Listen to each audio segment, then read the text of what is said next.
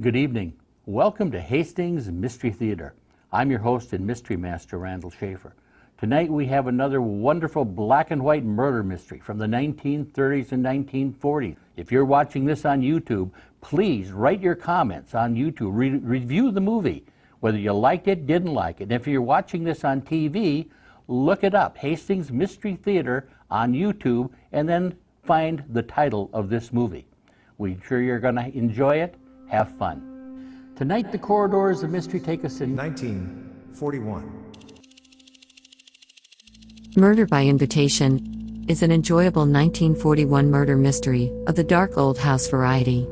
A nice bunch of characters trying to get their hands on their aunt's money. The aunt, smart and cagey, with a wonderful little laugh, with which she rounds out most of her dialogue. Hidden passages and hidden rooms. Sarah Patton is great as Aunt Cassie. Minerva Eurekel is good as an angry relation. J. Arthur Young is good as the slightly silly next-door neighbor. The rest of the cast are adequate. Wallace Ford just appears as himself, it seems. Here he's a smart aleck newspaper reporter. All in all, a delightful hour, with adequate surprises at the end. Enjoy the film.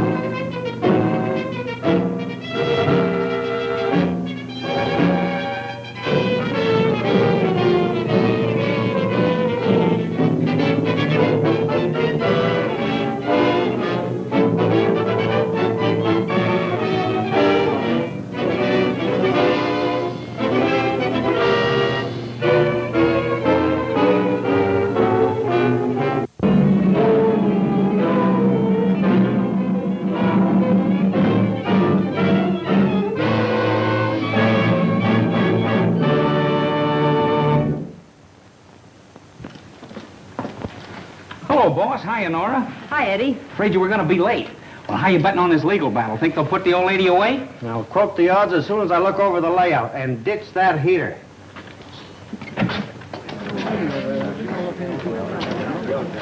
Hi, Mr. Denham. Oh, good morning, Mr. White. Hey, boss, how about me grabbing a couple of shots before things get started? Sure, go ahead. Who is he? That's that famous columnist. I invited him here. I still think you shouldn't attend this hearing. Suppose they make a mistake and try you. You know, there are two schools of thought about the sanity of columnists. Quiet. All right, Miss Denham, would you mind giving me a great big Not at all. smile? Thank you. Now remember, just leave everything to me. And don't let personal feelings enter into your testimony. We all know that Aunt Cassie is simply no longer capable of managing her money. We'll manage it much better for her. And besides, Aunt Cassie will be properly cared for in an institution. Don't you worry about a thing, Aunt Cassie. Why should I worry? I'm the only sane person in a family of nitwits. She don't look crazy to me. Reminds me of my old lady. All kindness. I guarantee you she wouldn't hurt a fly. But you ought to see those wolves. You can see dollar signs all over their faces. They're just hoping to put the old lady in the funny house so they can spend all that dough she's got. Yeah. You got it, brother. You got it.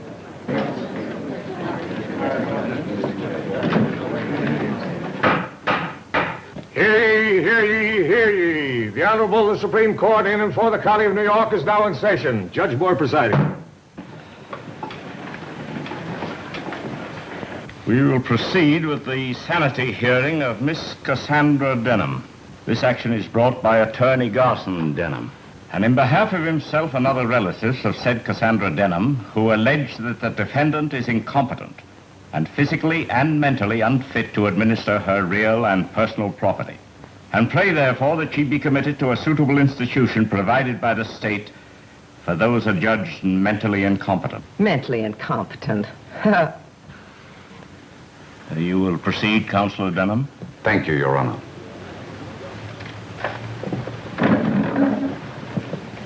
With your permission, I'll call the defendant in this action, Miss Cassandra Dunham. Yeah.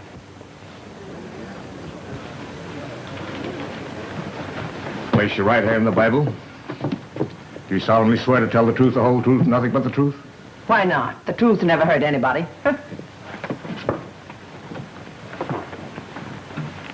Where is your attorney? Why should I spend money on an attorney when my only opposition is my nitwit nephew? Touche. Hey, what does that mean? It means score 1 for the old lady. The court will be glad to appoint an attorney to represent you without charge, if you desire one. No, thank you. I can take care of myself. I must warn the spectators that this is no occasion for outbursts of hilarity. Go ahead, Counselor. Thank you, Your Honor. What is your name? What is my... Your Honor, do I have to sit here and have my very own nephew ask me what my name is? Yes.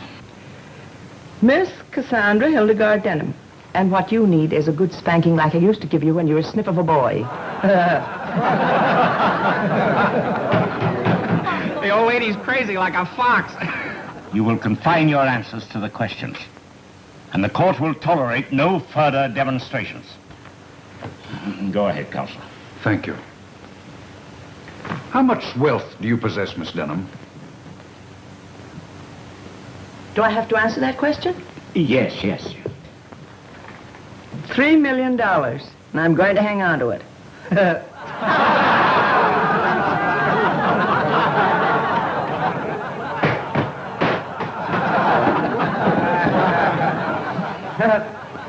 Another one of those things, huh?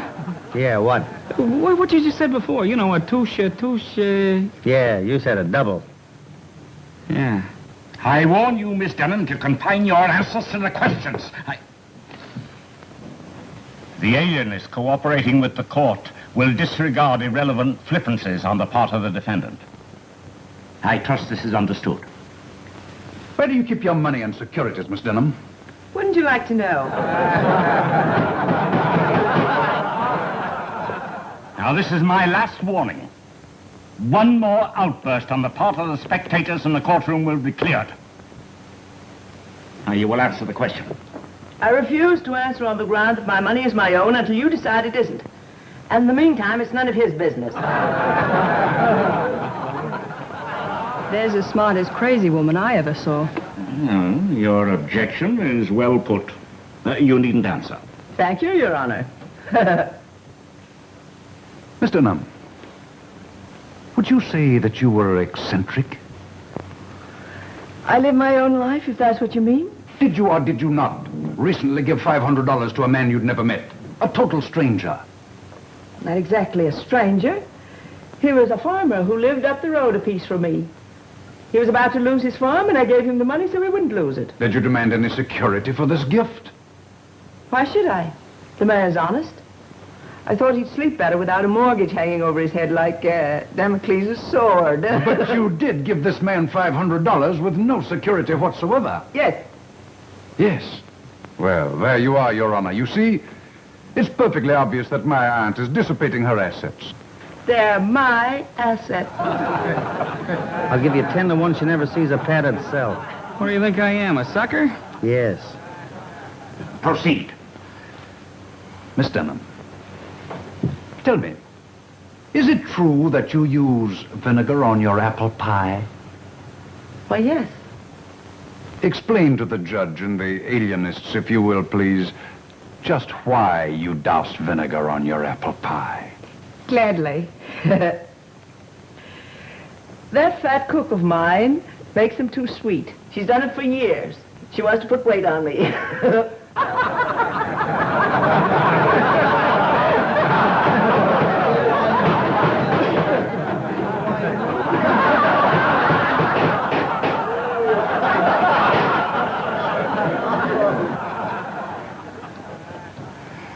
I give up, Your Honor.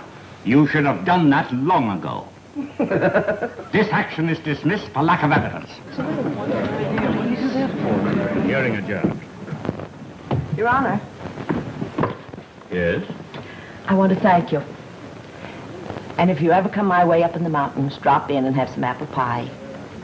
Without vinegar. Well, thanks. Yeah, maybe I'll do that. But I like vinegar on apple pie.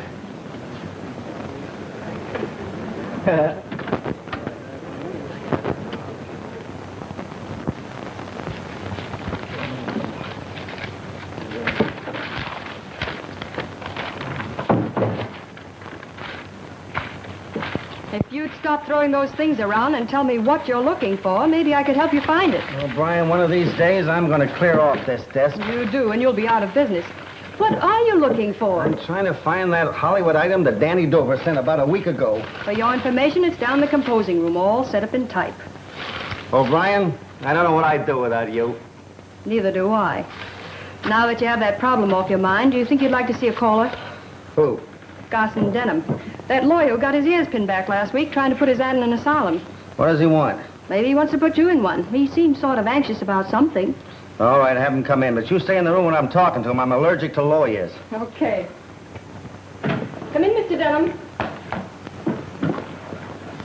Good morning, Mr. Denham. Good morning, Mr. White. May I speak to you alone, please? I am alone. Miss O'Brien is part of me. Which part? Quiet. Have a chair, Mr. Denham. Speak freely. Thank you. You look a bit worried. I am worried, Mr. White. This letter. This letter is definite proof that my Aunt Cassandra is mentally unbalanced. I don't get it. This is just a simple invitation for you to spend a week at her place in the mountains. Yes, but she sent the same invitation to all the Denhams. And you'll notice she insists that we all arrive Friday. Friday, promptly at midnight. Now, why should she want us all to arrive at Greylock promptly on the stroke of 12? Perhaps 12's their favorite number. I tell you, there's something sinister about this invitation. You'll notice she also says that any relative who fails to show up will be eliminated from her will. Yeah, I noticed that. A sort of a command performance, isn't it? Oh, it ought to be a cozy little group. All you Denhams gathered around the festive board with the old lady you tried to put in the booby hatch. I tell you, I have a feeling that something terrible is going to happen. Oh, come, Mr. Denham, you're taking it all too seriously. She probably just wants to bury the hatchet now that she's been declared sane. Sure, it's a great sport. Burying hatchets at midnight, especially in people. You may scoff, but I have a premonition of death. I believe she plans to kill us all. After which she'll probably confess and say, Sheriff, I did it with my little hatchet. Oh, stop it, O'Brien. Hey, it does seem funny. Oh, poppycock. I watch your aunt on the witness stand, and she's no killer. She's intelligent and harmless. And what a sense of humor. It may strike her as humorous to murder us all in our beds. Mr. White, I'm going to leave this letter with you, just in case anything does happen to me. This fantastic idea of having us arrive at midnight is the handiwork of a madwoman. You'll see that. Okay, Mr. Denham, I'll be watching for murder news from Greylock. And if anything does happen, you'll see that she's brought to justice. Oh, sure. Thank you, Mr. White.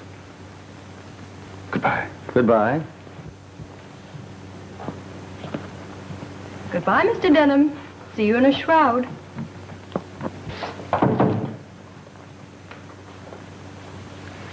Well? You know, this has all the elements of a swell murder mystery. Greedy relatives try to toss wealthy aunt into the booby hatch so they get hold of her money. Wealthy aunt outsmarts them and is declared sane. Then she invites them all to her place in the mountains to spend a week and tells them to get there exactly at midnight. Midnight. That midnight angle intrigues me. Forget it. How about your stuff for tomorrow night's broadcast? Midnight.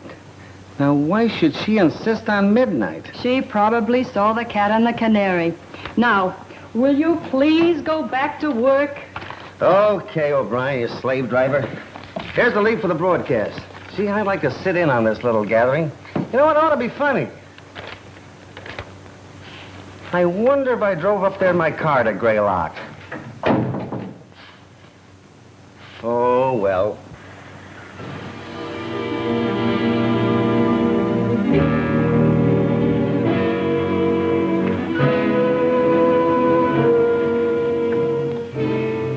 Well, here we are. Aunt Cassie can't say we aren't prompt. It's still only 10 minutes to 12. I don't care what time it is. We shouldn't be visiting a crazy woman. No, stop it, will you? Stop it.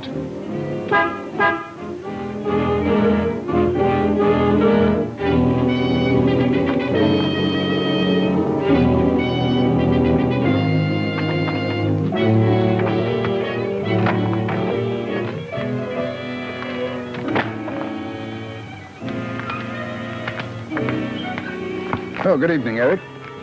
Evening. Any of the others arrived yet? Not yet. Well, I guess we might as well go along in then. Guess you had.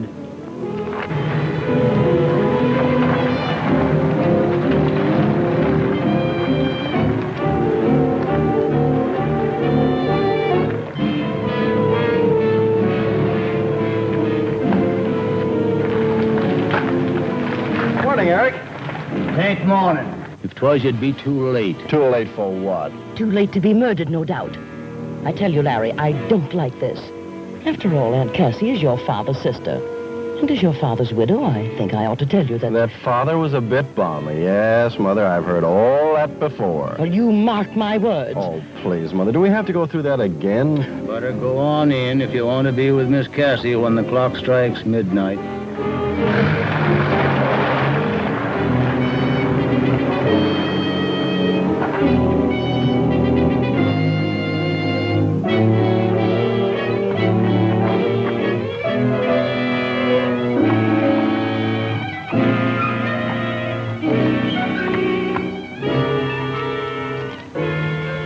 They're all here, aren't they?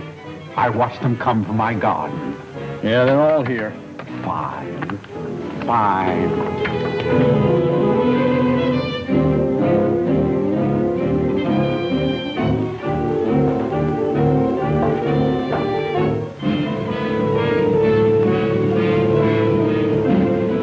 For goodness sakes, Garson, stop that pacing. You're making me nervous. Nervous? How do you think I feel?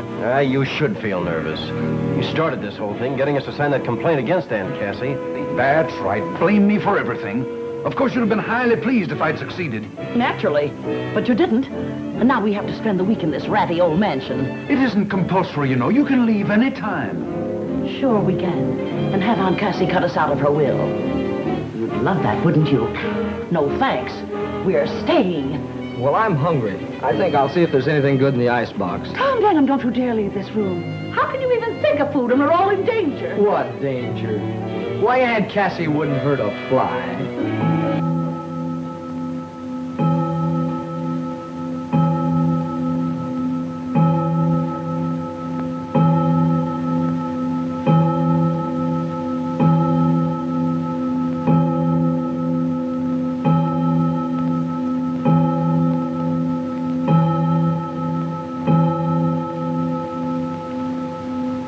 Welcome to Greylock, my precious relatives. Aunt Cassie and Cousin Mary.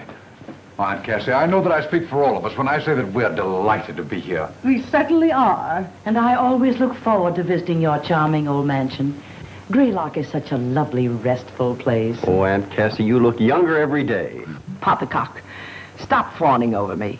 A week ago, you were trying to put me in a padded cell. But, Aunt Cassie, you know we only did it for your own protection. And to get her money. Keep quiet, child. I'll handle this. I've been protecting myself for 40 years, since I was 25. I've done a pretty good job of it. So let's forget about protection and, sit down, everybody.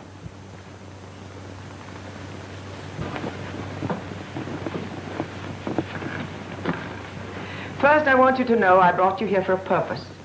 I want to study you all for a week. Just like a scientist studies rats and guinea pigs in his laboratory. After all, I'm 65. I can't live forever. Everyone must die someday. Oh, please, Aunt Cassie, don't talk about dying.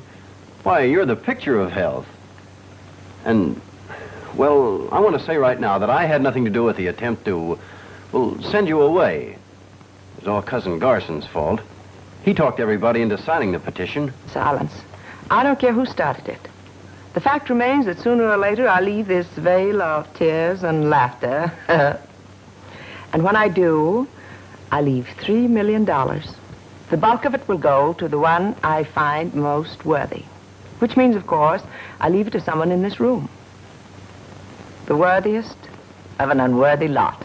But I warn you, flattery will get you nowhere. So be yourselves. We'll retire now.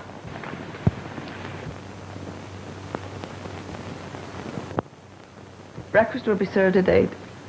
I'll expect you, all of you, to be at the table promptly. I hope you sleep well.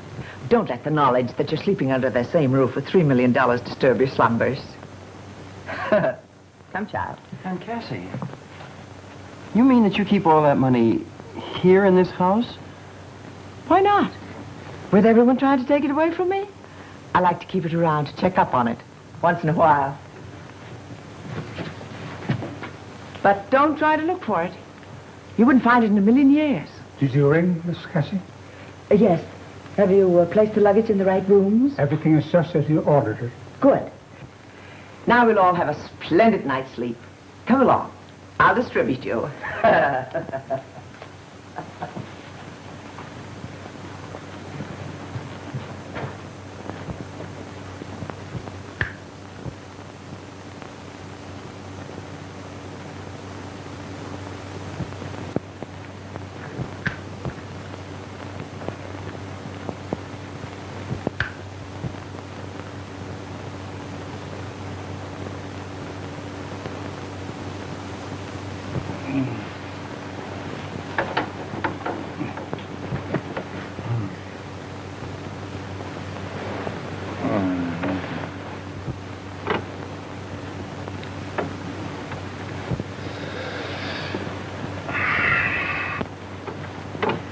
For goodness sake, quit threshing around like a hooked fish and go to sleep. Oh, I can't sleep. I've got too many things on my mind. Of course, you wouldn't understand that, not having any mind to speak of. Well, I like that. You dragged me away from home to spend a week in this dreary museum, and now you insult me. Where are you going? To get a book from the library. Have you any objections? No. Go ahead. Go and get killed wandering around in the middle of the night. You said yourself you had a premonition of death before we left home. No, I've revised my estimate of the situation. Aunt Cassie may be a bit eccentric, but we're not in any danger. You go to sleep. I shan't be long.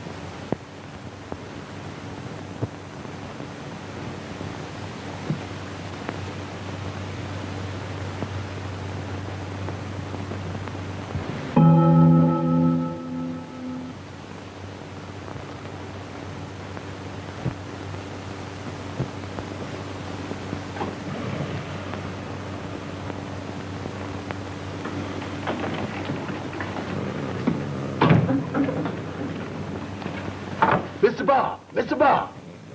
Mr. Bob! Ain't no use in digging in, pulling on covers. You got a telephone to answer. Wake up now. You certain is asleep in this man? Oh, give me those covers. Your big trouble wants you on the telephone. Ain't no use arguing with Miss Nora. Oh, Brian. Oh. Boy, at 10 o'clock in the morning?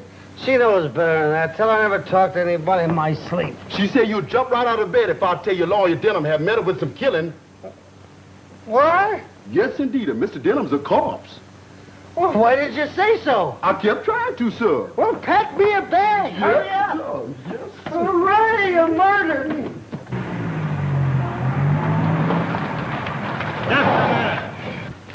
You can't come in here. I think you're wrong, officer. My press card. My membership card in your lodge. Sheriff's Association. Here, you might as well look these over, too. Honorary memberships in police organizations from Miami to Los Angeles. Goofy, isn't it? But then some people collect matches. Are you really Bob White, the fellow that writes a column? In the flesh, officer. Meet my secretary, Miss Nora O'Brien, and the alert young gentleman on the other side is Eddie Stutz, one of the best newspaper photographers in New York. I'm sure he'll want to take your picture before we leave. Won't we, Eddie? Oh, sure. Where'll I find the sheriff? Oh, Sheriff Boggs is holding an inquiry in the house right this minute. Thanks, officer. Be vigilant.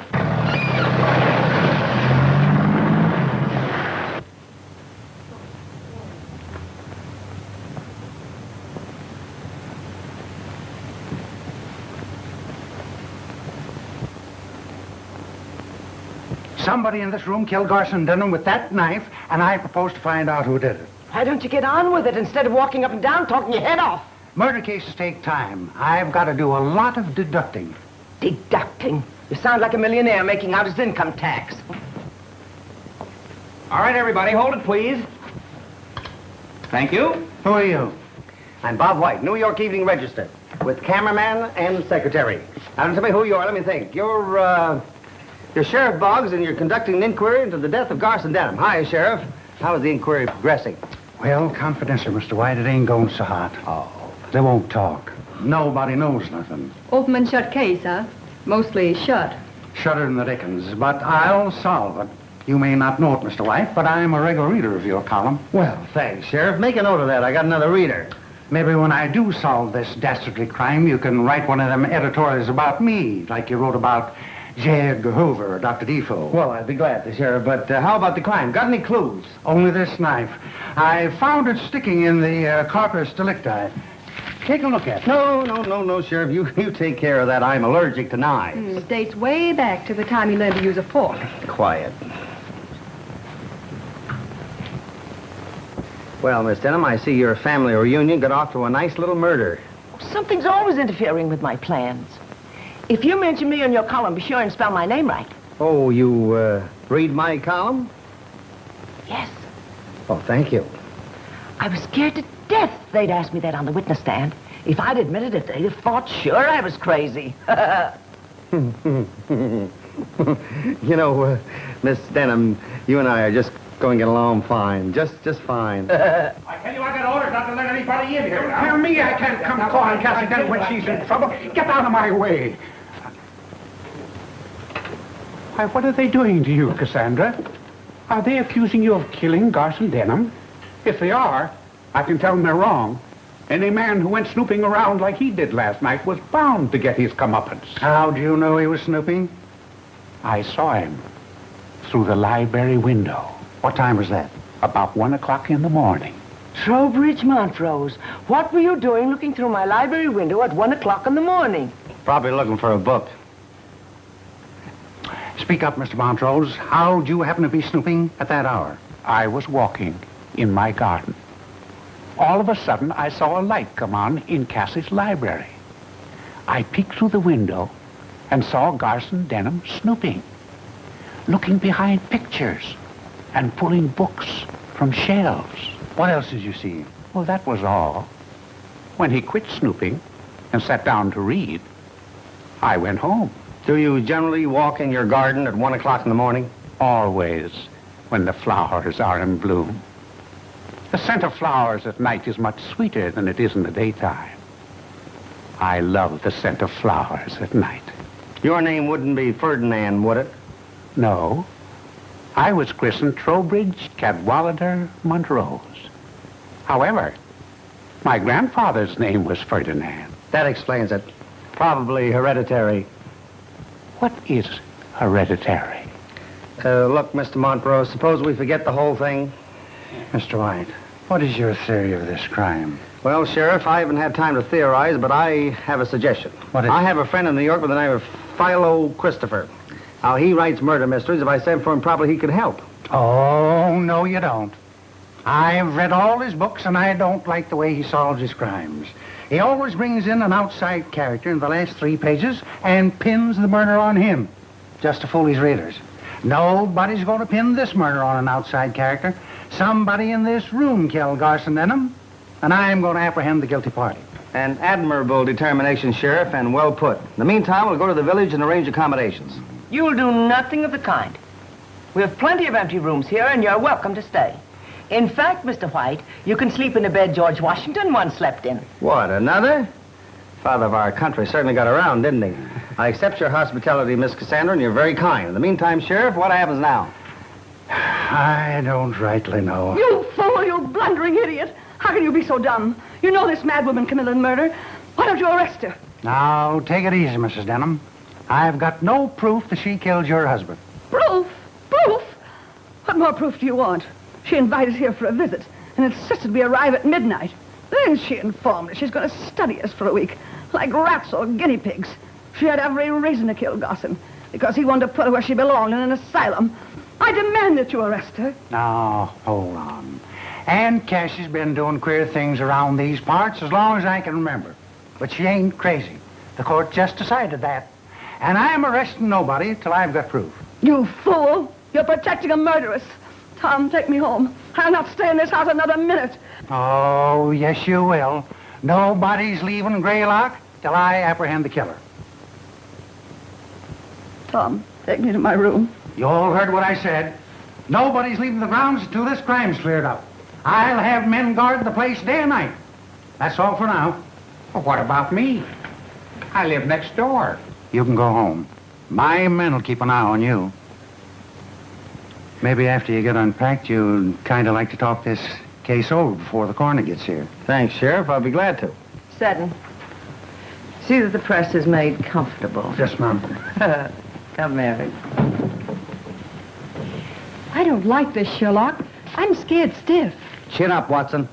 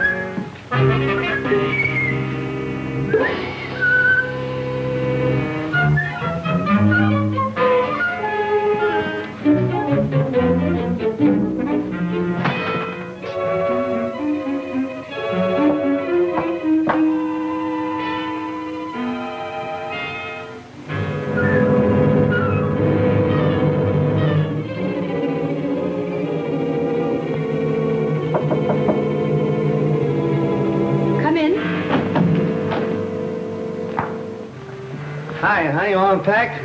Just about. Charming old place, don't you think? Yes. Wonderful view from that window. Have a look. Yeah?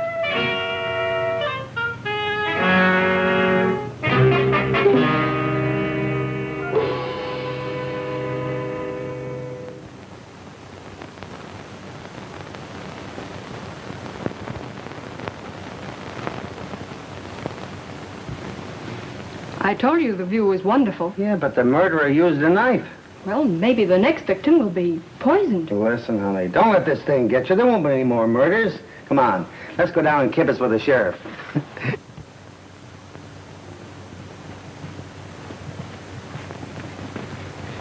Hi, Sheriff. Any fingerprints?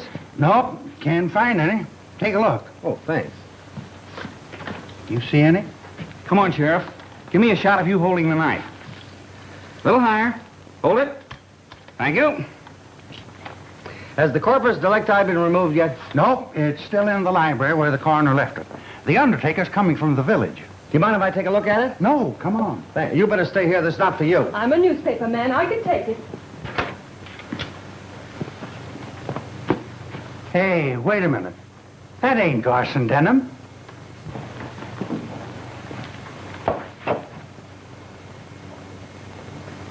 You're right, Sheriff. That's Larry Denham. But he sure is a corpus delictus. Oh, look.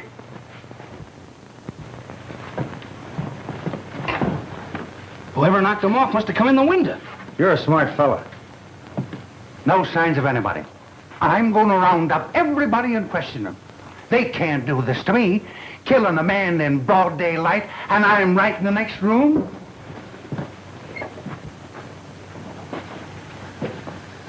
Well, here we go again, Miss Denham.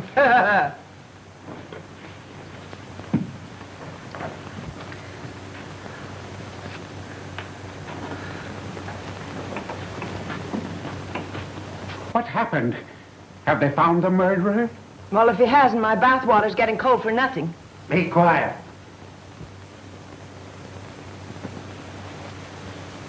Where were you during the last half hour? I was transplanting a tree near the entrance gate. Deputy Judkins was with me. That's right, Sheriff. What about you? I was greasing the car in the garage. You look it.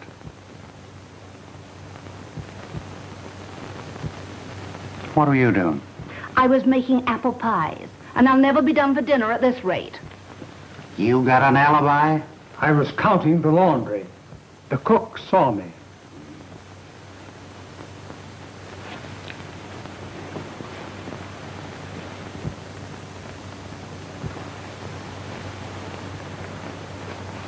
What were you doing? I was spraying roses in my garden. That's what he was doing, Sheriff. I saw him mix the spray. So did I. Poison. I always use poison in my rose spray. It's certain death to insects. Where are you, Miss Cassie? I was running my bath. What's the matter? I have water running to ruin everything. Oh! Stay right here. One of you boys run upstairs and turn off Miss Cassie's bathwater. Sit down. Anybody with you while you were drawing this bath? Yes, I was. Oh. For a moment, I thought I had something.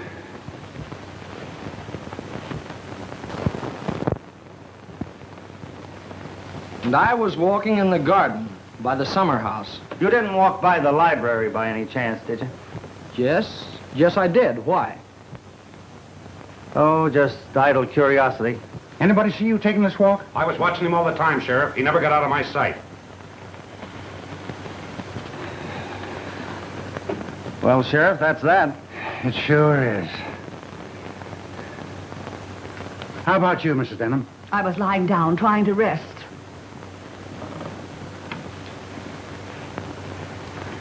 Where's Larry? Sheriff. Where's Larry? Well, see, Larry's not here. hey, you're right, ma'am, he ain't. He's dead. Dead? You mean Larry's been murdered? Yes, not only that, somebody stole the other corpus delicti. I told you to arrest her. I warned you this thing would happen. Woman is mad. She'll kill us all. Larry. My poor Larry. What do I do now? Well, did you call the coroner? No, I plumb forgot it. One of you boys call the coroner right away. That's all for now. What I said about nobody leaving the grounds still goes. Hello, Mary.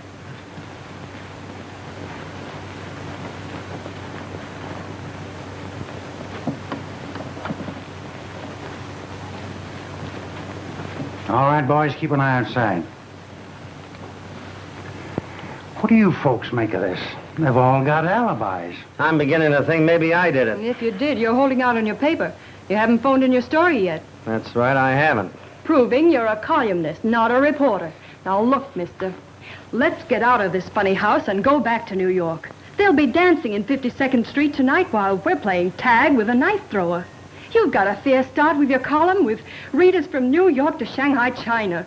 Why take a chance? Relax, beautiful. Nobody's going to harm me. I'm the handsome young juvenile in this story. He never gets hurt. Now, you be a good girl, get the editor on the phone and give him enough stuff for a flash bulletin. Tell him I'll send in a follow-up story in an hour. Okay. Swell. Say, Sheriff, do you suppose we can do a little snooping in the library there before the coroner gets here? Oh, I guess it'd be all right if we don't disturb nothing. Swell.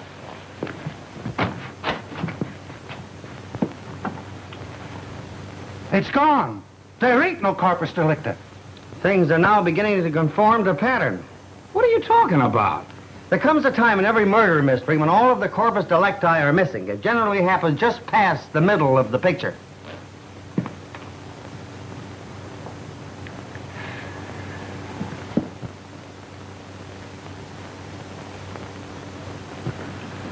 I know how you feel, pal. This thing's got me stumped, too. But we'll both keep trying. We'll think it out together, eh, pal?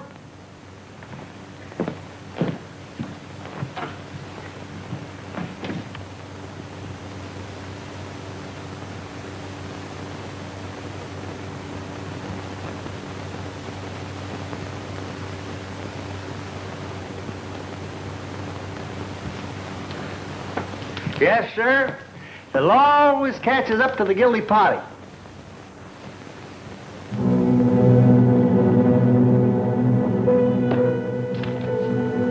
Leave Greylock at once or you will die.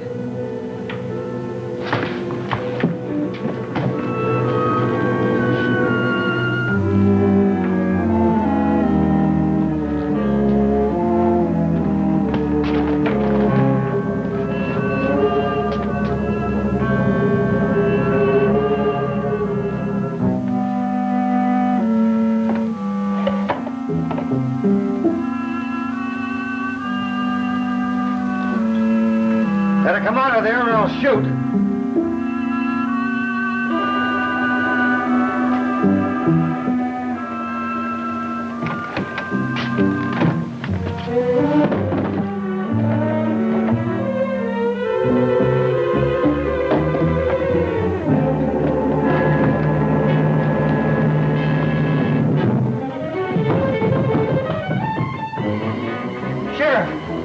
White, your shirt. Never mind my shirt. I just found the bodies. Where? Fell out of a closet in my room. Lead the way.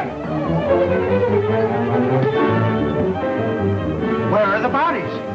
I don't see anyone. Why, they're gone. Are you sure you're not ill? You got a bottle you've been holding out on me. Why, I tell you, they were right there. I came out of that bathroom, and the statue was gone. There was a note there saying, you leave Greylock at once or you die. I rushed to the door, and it was locked. I looked at the key, and I saw it was turned. So I knew there was somebody inside this room. So I went to the window there, and it was locked.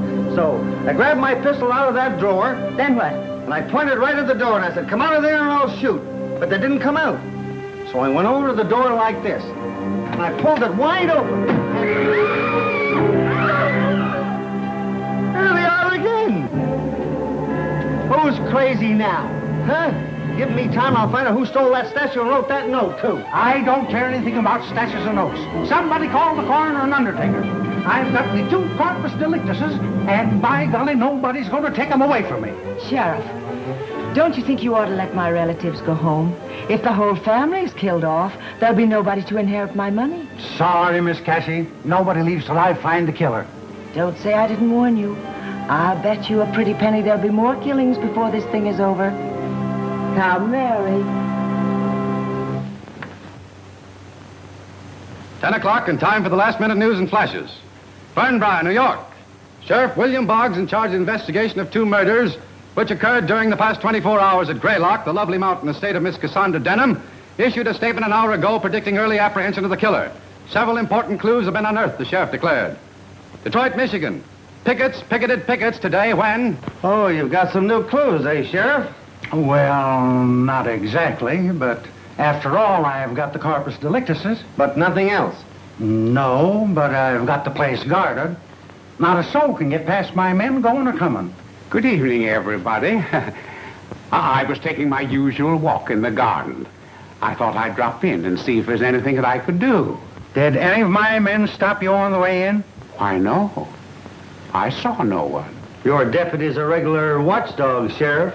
There'll be bloodhounds when I get through dressing them down. Well, I think I'll get a little shut-eye, as you say in your column. Good night, everybody. Good night, I'll Ed. accompany you to the stairs. All right.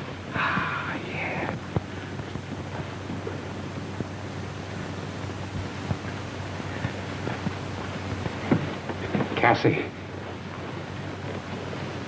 is there anything you want to tell me? No. Remember, I'll always stand by you. Don't overdo it. Good night. Good night. That sweet little soul who just left gives me the jiving jitters. I wonder who she'll kill next. Here, you cut that out. You're as jumpy as a pogo stick. She's not a killer. How do you know she isn't? Because she's not strong enough to shuffle the bodies of two full-grown men around like a set of Indian clubs. I guess you're right. How about a breath of fresh air before we turn in? I need it. How about you, Ed? No, thanks. Night air irritates my throat, unless it's in nightclubs. I'll grab a couple of shots of the Chamber of Horrors while you're gone. That room fascinates me.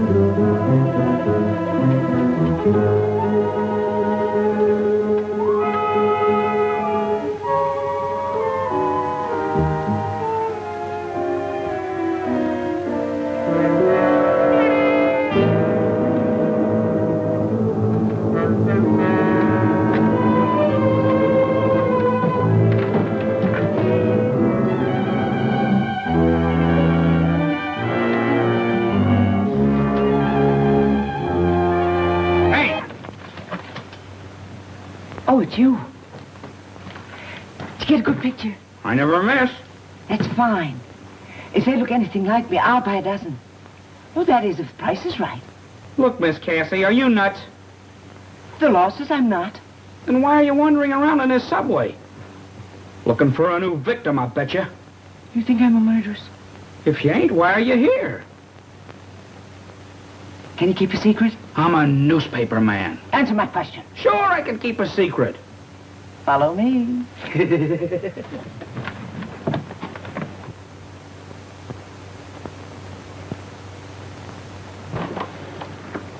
Come on, come on.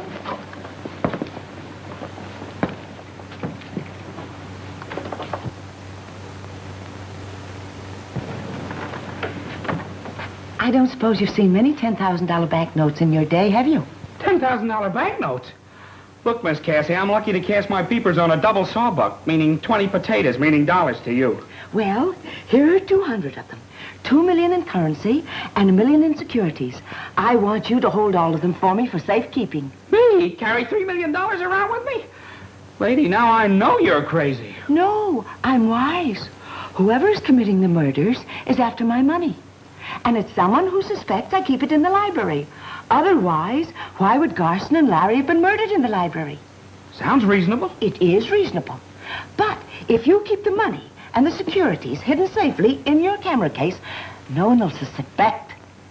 And I won't tell a soul. Because you might be murdered, too. But you find yourself another boy. It ain't worth the risk. Oh, yes, it is. Because when the murderer is apprehended, I'm going to give you one of these nice, crisp banknotes. You mean I get $10,000? Yes. Aunt Cassie, you made a deal. You got any idea who the killer might be? Oh, I hope it isn't the one I suspect. Who's that? My neighbor, Trowbridge Montrose. You mean the flower smeller? Yes. He's been in love with me for years. I get it. A short engagement, huh? No, we're not engaged. I can't make up my mind. Don't worry, you'll get around to it. What makes you think he's the killer? Because he was furious when my relatives tried to put me in the insane asylum. He cracked his knuckles. And every time he does that, I know he's furious. He wanted to give them a dose of his rose spray. You mean the poison that he kills the bugs with? Yes. Oh, I do hope the next murder is by poison. My mind will be relieved. Next murder? Oh, yes. There'll be other murders. Goodbye. Oh, boy, this thing's got me stymied. Let's sit down. Okay. It's a cinch it's not Aunt Cassie. She couldn't lug bodies around. Neither could Martha Denham, nor Garson Denham's widow, or that niece that lives with the old lady. Then it must be a man. How about Tom? Oh, Tom. He doesn't strike me as a boy kill his father and cousin. Somebody's coming. Hmm? Good evening. Oh, hello. Good evening. Not very sociable, are they? Well, what did you expect them to do? Sit in your lap? Oh, stop snapping at me, O'Brien. Sorry. You were eliminating suspects. Well, the butler's out. He's an old family retainer. So's Katie the cook. Fat people seldom commit murder. But cooks do use knives. Oh, not knives. Antique knives, 200 years old. Well, there's still the chauffeur and the gardener. And Mr. Trowbridge Montrose. Oh, Montrose. Monty wouldn't hurt a fly. I don't know about that. When he talked about spraying bugs, he had an unholy look in his eyes. Now, let's take the gardener. You take him. All he wants is to be left alone. Well, there's still the chauffeur. He's out, too. He was asleep over the garage when Garson Denham was killed and under a car when Larry got it. Well, then who is the murderer? I don't know. Maybe it's the little man that turns out the lights in electric ice boxes. Very funny. All on account of Aunt Cassie's money. If only she'd distribute it where it would do some good, there wouldn't have been any murders. Why, Tommy, you sound like you begrudge Aunt Cassie her money. I do.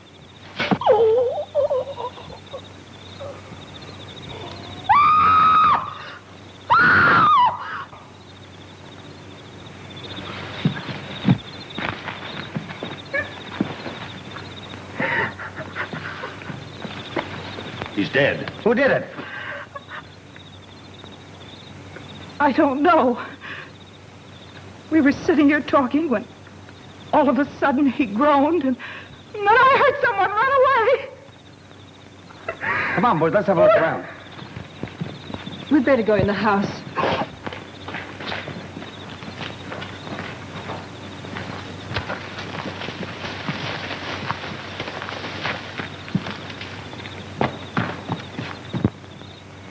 Hey, somebody over by that big tree.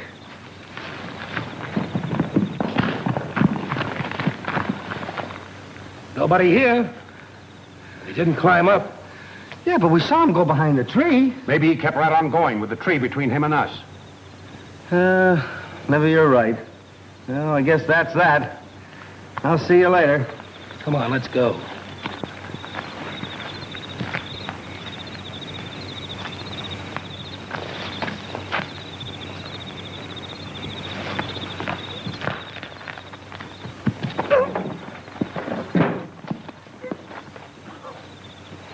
Oh, it's you. Well, who'd you think it was?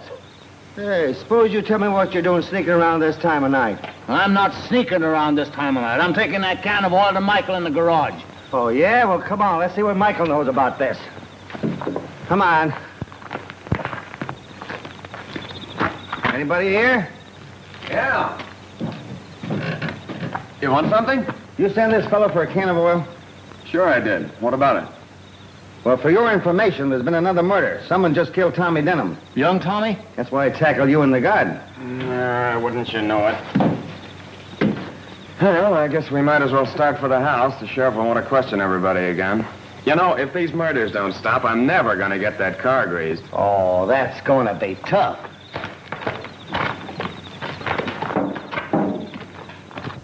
It's the same thing all over again. Everybody was everywhere else except where the murder was committed. Somebody's lying. Somebody in this room murdered 3 men. How long are you going to go on being a fool? You know she's the guilty one. I almost wish you were right. I'd confess and get it over with. It's all because of my money. If I thought I could expose the murderer, I'd destroy Greylock and all my wealth this minute. Cassie, what are you saying? I mean it. Sheriff, I wonder if I could have a word with Miss Cassie alone. Sure, go on. Thanks, Sheriff. Miss Cassie, would you mind stepping into the library for just a moment? Not at all.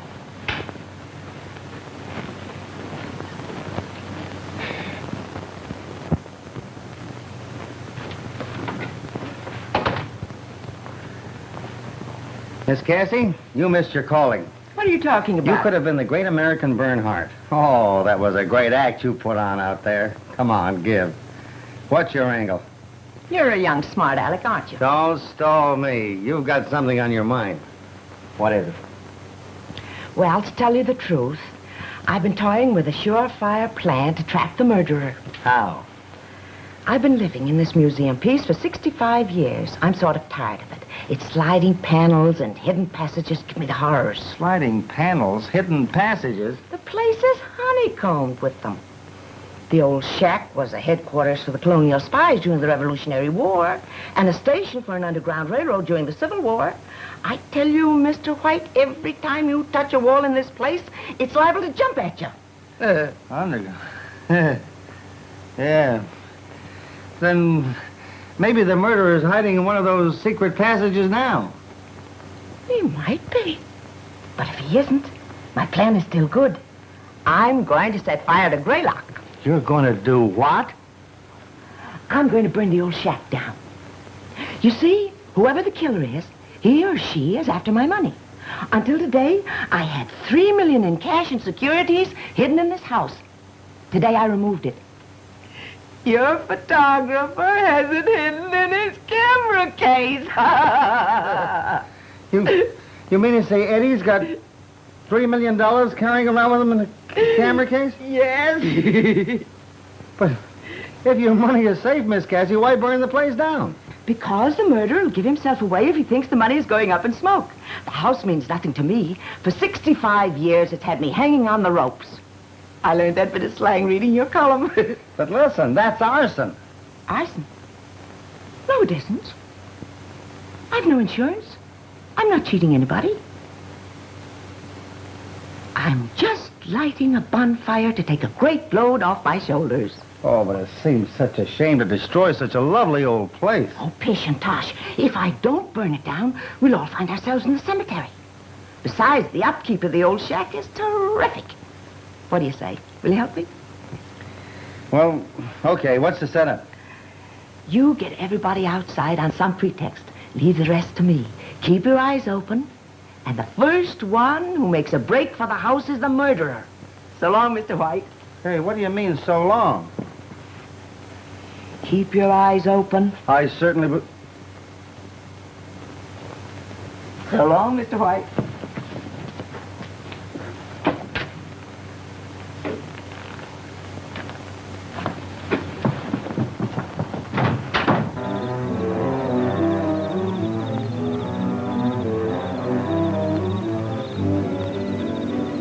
Why should we be herded out here at this hour of the night? Where's Aunt Cassie? Calm yourself and don't ask questions. Hey, look!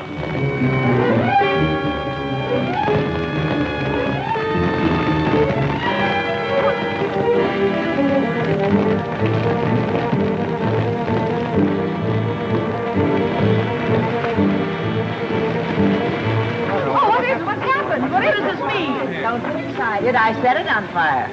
Told her she was crazy. What are you doing, Cassie? Don't you worry about it.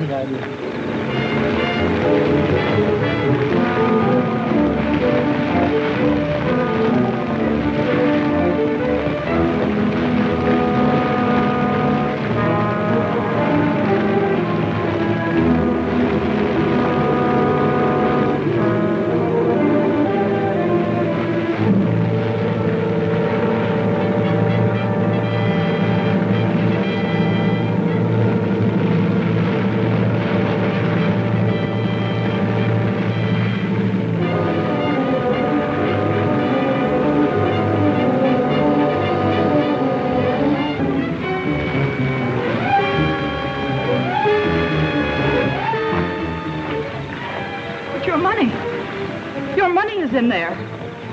Yes, I know it. It'll be destroyed. I'm glad of it. Money is a curse that breeds evil.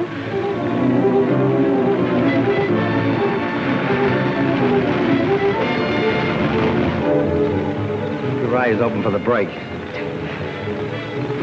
You can't destroy it. It's mine. Mine, I tell you. I lived with you, put up with your strictness, pretended to love you, knowing that one day it would be mine. Oh, I hated you. Yet I pretended to love you, knowing that someday you would die and your money would be mine. Then when the others stepped in, I killed. Yes, Michael and I murdered so that one day it would all be mine. I would be your only heir. Tie her loose. Don't shoot! My husband! Your husband? What are you talking about? We've been married over a year. Oh, don't let them kill him. Don't! Please don't! Take her to the village. Come on.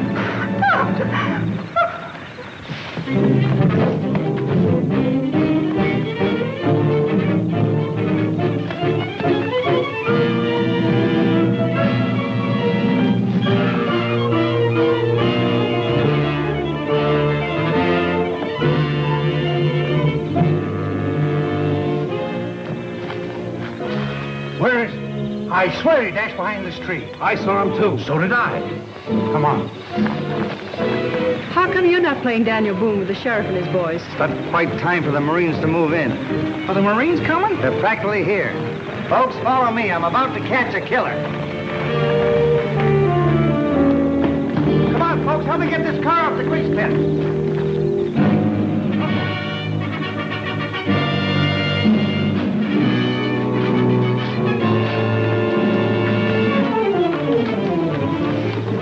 Stand back, folks. And I'll have to do a little shooting. What is this? Quiet. Here he comes now.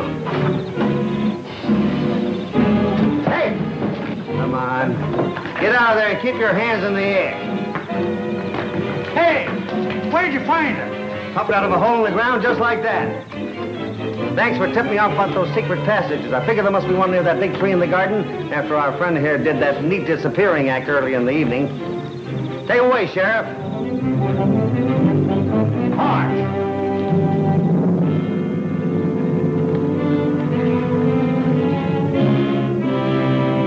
Trowbridge, will you marry me? Cassie, do you mean it? Of course I do. I've got to live somewhere now that Greylock's no more. Maybe we can wake up Judge Hoskins and get hitched tonight. Darling. Love is in the air. Come on. Here's your money, Miss Cassie. And if it's all the same to you, I'll have my 10 G's at this moment. Here you are. You've earned it. Oh, boy, oh, boy, oh. Hey. Hey, this is Confederate money. It ain't worth a penny. I guess I'll forget to tell you all. I'm one of the Denhams of Virginia, from the deep south. Trowbridge, darling, you have enough real money for both of us, haven't you? Ample, my pet. You better have. You've been taking care of the old shack and all my relatives for 20 years. Well, what do we do now? I don't know what you're going to do, brother, but I'm going to do this. Okay. Hold it.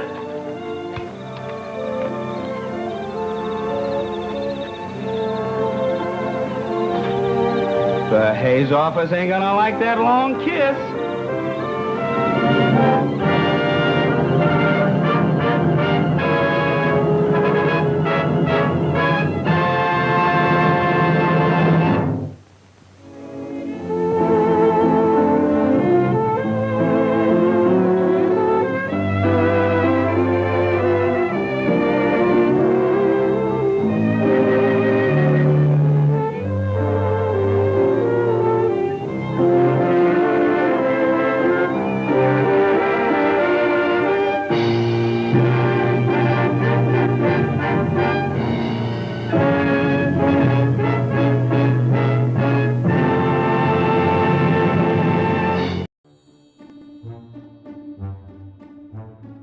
Hello, fine people. It's Sherlock Holmes again. Won't you come in, please? Make yourselves comfortable. In the interest of solving crimes, I would now like to invite you to join me in a meeting of minds, a collaboration of sleuthing skills, to solve yet another murder, and together let's use our powers of deduction, to determine who done it. Right here on Hastings Mystery Theater. Oh, be sure to like, subscribe, share this video, and leave us your highly appreciated comments in the comment section. Thank you.